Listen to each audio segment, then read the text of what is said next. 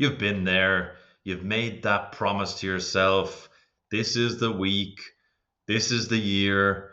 But your body's a machine. It's built for movement. It's built for real food, and it knows what it needs. But your brain is running on ancient software. It's old genetics. It's wired for survival, and it's in a world that no longer exists. This isn't a presentation about willpower. This is about a hidden war happening inside your head every single day. And this war between your best intentions and your oldest, most powerful instincts, let's expose the enemy. You know the rules. Eat your greens, move your body, get your steps in, get some sleep. And that's not the secret. And so, why is there this massive canyon between knowing what's good for you and then actually doing it? And scientists have a name for this. They call it the intention action gap. And this is essentially where New Year's resolutions go to die. And it's proof that the just do it mantra is just terrible advice because it ignores the powerful forces that are actually psychologically running the show. So meet the main culprit. It's actually your own brain. It's not evil, it's just lazy. And it's developed like that over generations, built into our genetics. And it operates on two dangerous principles. First being present bias. So this is your brain, it's that junkie for immediate gratification, dopamine hits, social media, the pleasure of that donut or breakfast roll right now is much more appealing than being healthy next year. And the now is always going to scream louder than the latter. The second is optimism bias. So this is your brain's superpower for self-deception. It's that little voice in your head saying, go ahead, skip the gym today. You're feeling tired. Heart disease. That happens to other old people. It's not going to happen to me. And that comforting lie is what keeps you stuck.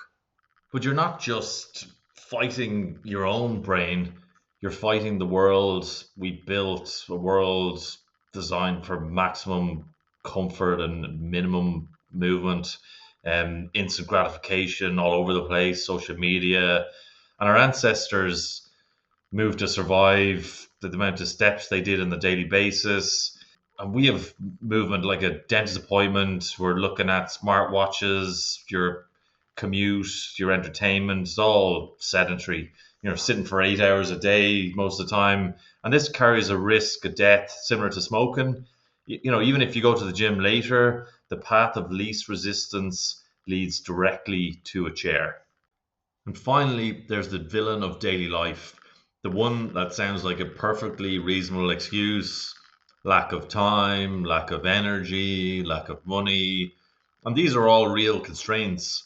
After a brutal day, the energy required to cook a healthy meal or hit the gym is often already spent. And then there's stress that can accumulate over time. And when you're stressed, your brain doesn't crave that salad. It craves comfort, a quick hit of pleasure from food to numb those negative feelings. And it creates this vicious cycle of guilt and more stress. So with these three villains working against us, how does anyone ever change? Or it usually takes some drastic health crisis, some scary diagnosis, a heart attack. It's the ultimate wake up call. And this shatters that comfortable illusion. It takes that abstract, it won't happen to me future, it makes it terrifyingly present. And suddenly the cost of inaction is no longer vague and something in the future. It's a life or death reality today. But you don't have to wait for a crisis, and you can't rely on willpower. That's a battery that runs out. The secret isn't to fight harder, it's to fight smarter. You can't change your brain's ancient wiring or your genetics, but you can design a system around it, a system that makes the right choices, the easy choices. And it's not about motivation, it's about the architecture. First, let's outsmart your brain. To fight present bias, make the future more valuable now. So don't just think, I want to be healthy. You need to visualize it. So, what does that look like? What do I look like? What do I want to look like? What does it feel like? Make the reward tangible. Next, automate your decisions. The fewer choices you have to make when you're tired, the better. So laying out your gym clothes the night before is a pre-commitment, and you're making a decision for your future self.